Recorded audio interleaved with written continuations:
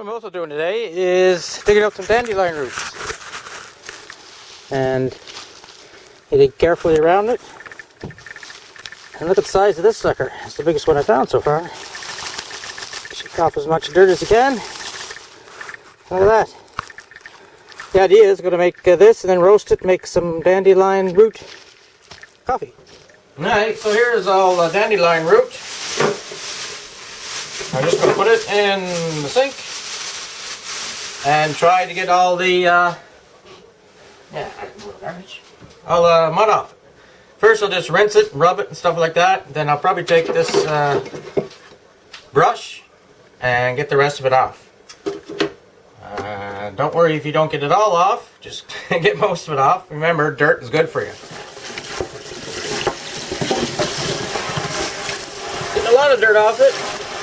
You'll see it looks a bit lighter. Now, I don't know if I'm going to use this brush or another one.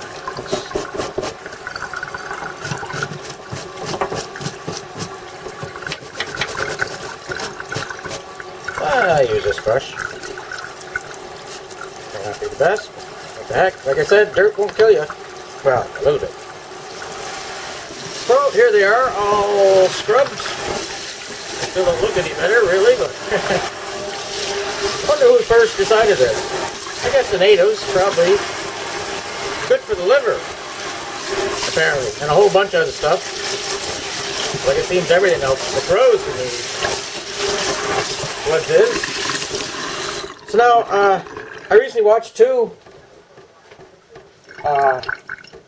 actually three videos of making dandelion coffee, and the first guy, Lonnie from up in Alaska, he cut his into little thin little coins, and so did Mitch from Native Survival, I think, and another guy though, who I can't remember his name, he put it in a food processor and processed it up.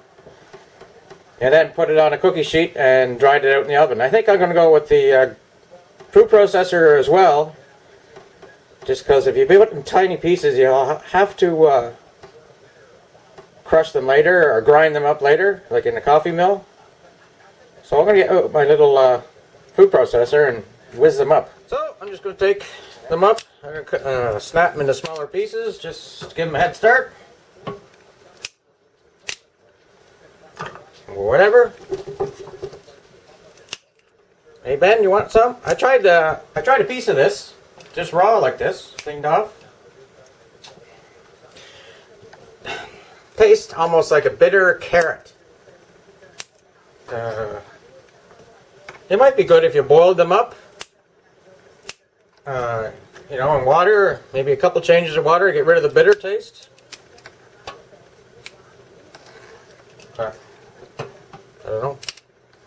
If I don't know, most likely somebody else knows. So I'll do about half at a time, I guess. If I can get my little grinder here to work. Grinder, food processor. The little plastic part is broken off it, I think. So I got to kind of...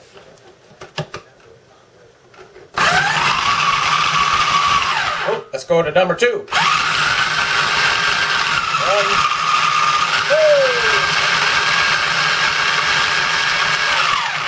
Shut up. I'll give her a little bit more, I think.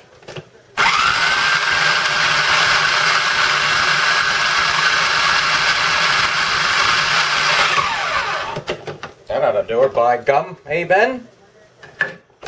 Ben? Answer me! So, let's see if I can get the place. Oh, there's the oven heated up to 225.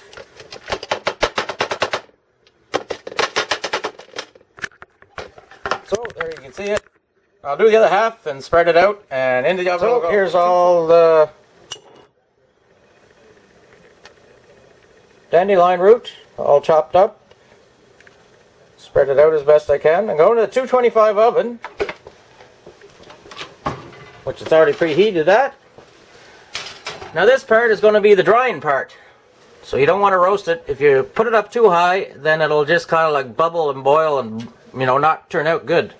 So I'm just going to dry it out. I think I'm going to leave the door open a little crack too. Maybe. No, I don't think so. There's already a vent in here.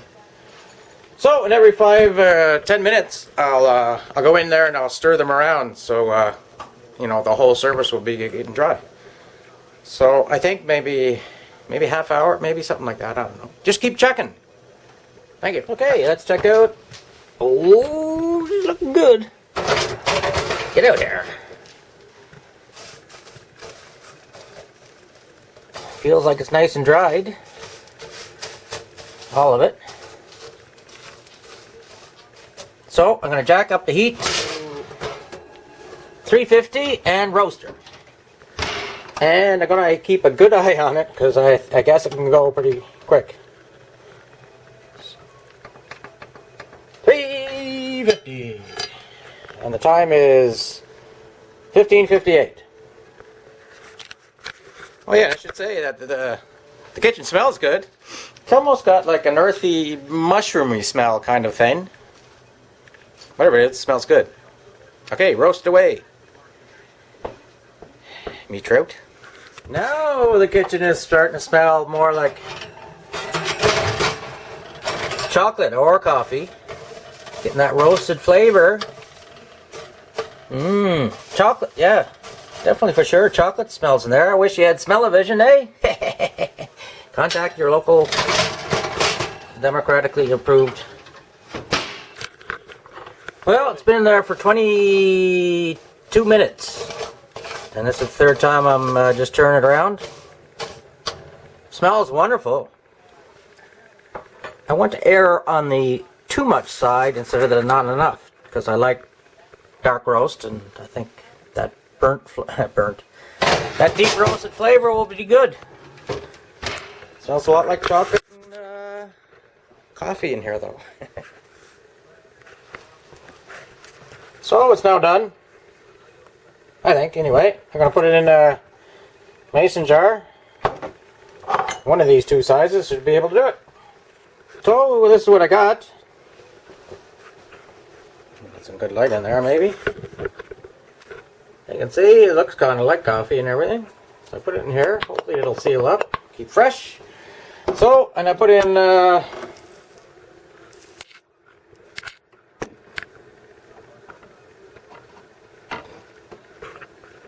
much coffee or dandelion, I mean, of that. Which I'm going to make the first cup with. Just getting the boiling water, hot water from the Keurig machine. Maybe we'll just try to scoop out the stuff here for a second. Just enough to save a taste of it. It smells good.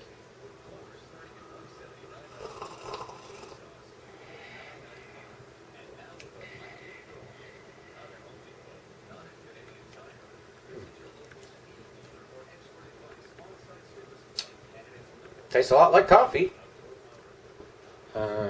Where the other batch went to? Under here, I guess. Nope.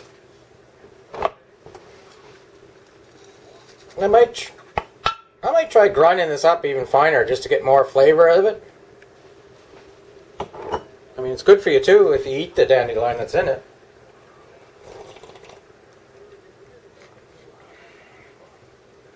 Definitely a nice drink. I recommend it.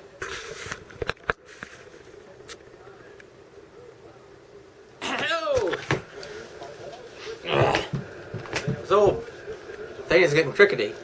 I don't blame you because when I picked it up, used of course, for 50 bucks, I got about 6 maybe kilometers down the road from where I picked it up, and it fell out of the back of the truck when I was going, say, 90 kilometers an hour. So I brought it back, put it together. Kevin Clark broke it there one time. He was over about 6 or 7 months ago. I haven't forgiven him yet, but I allowed him to sit here. And so that's it. Today's beer is Sparkhouse Red Ale. Brewed and bottled in Baysville, Ontario. Handcrafted in small batches. 5% alcohol. Lake of Bays Brewing Company. In the heart of the forest, the Spark House stands alone, drawing its deep, smooth character from chocolate and roasted malts. Hey, right on. This full-bodied red ale finishes dry and sits high above the rest. Brewed by Lake of Bays Brewing Company. I think maybe I bought this in Charlottetown. Here's the picture, Red House, Spark House. I guess Spark House, to me it's like a Forest Ranger Tower. Ranger gourd up there. Very kind of a flat.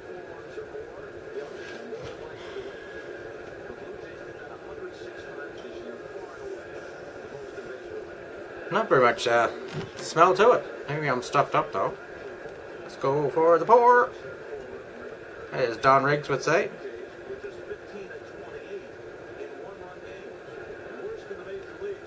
Try to get a head there going. Seems pretty flat. Flat as my girlfriend's chest. I digress, of course. This is the 9th inning of the Blue Jays game. It's tied 4-4 and has went out with some guy at the bat. Russell Martin, I think, the catcher. So it's a nice brownish, reddish color.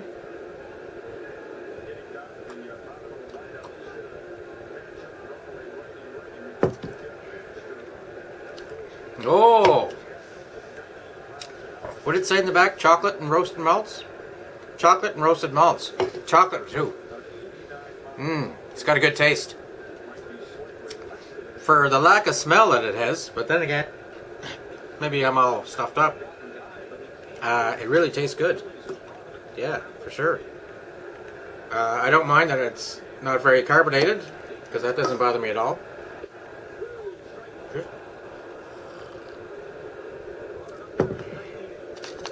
You see this ruler?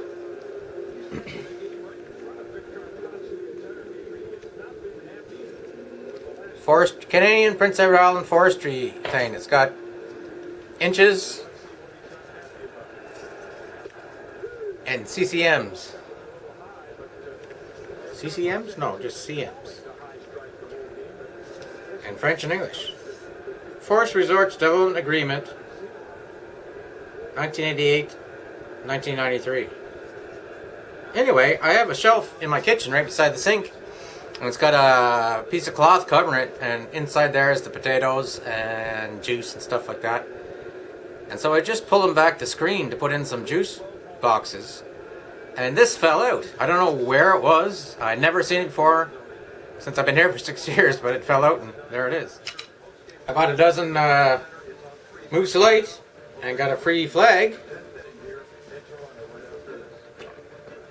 Go to the east, Moose Light. And it's got a whole bunch of sayings in there.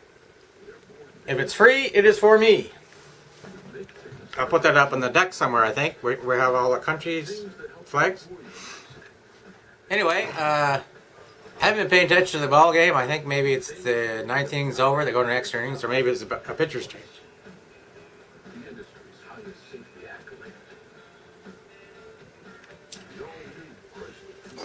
Yeah, it's got a lot of character, this Spark House Red Ale. It's not a dark beer. Kind of tastes like a chocolate malts are a little chocolatey, but it's kind of like burnt malts or burnt barley, and there's actually a good taste in some beers, and this one was good. So Spark House Red Ale in Lake of the Bays, product Canada.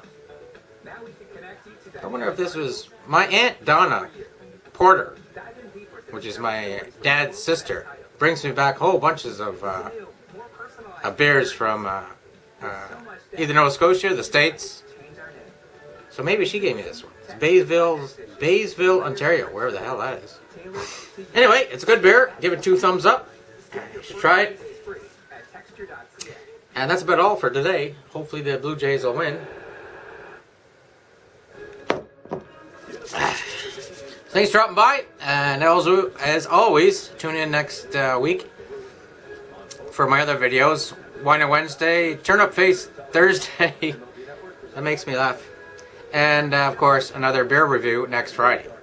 And I sprinkle in some videos here and there. My name is Chris Collier. Your name is your name. You seen Ben? Ben has moved from the floor to there for some reason. And that's all we got to say for today. Go Blue Jays, go. It's Chris out. 2 thumbs up for the Jays.